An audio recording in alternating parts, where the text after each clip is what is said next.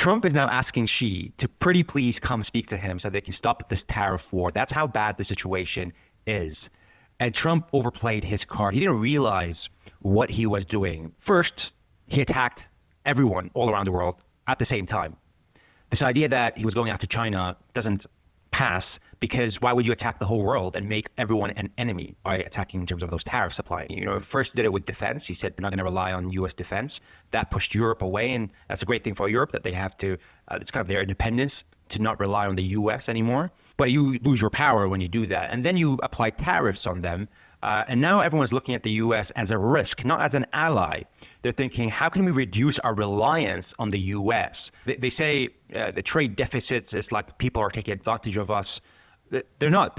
They produce things.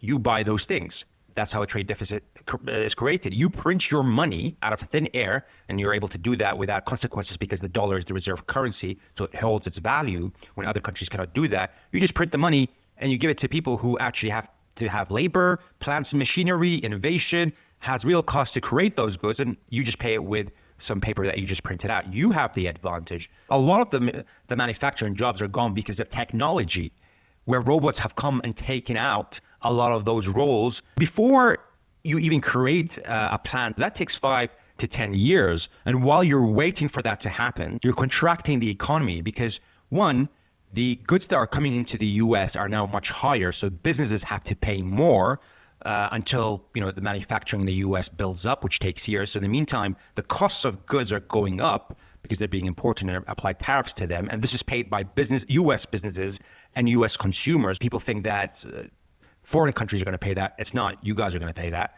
So those businesses are increasing their costs.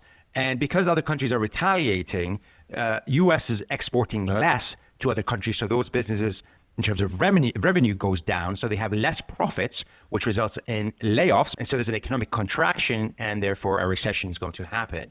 But this time it's going to be very different because you have a recession plus high inflation because of the imported goods being much higher in terms of price.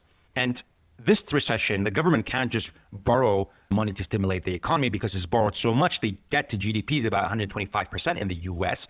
Debt is 36 trillion. You borrow more, people will require a much higher interest rate, which is what you're seeing in the bond market.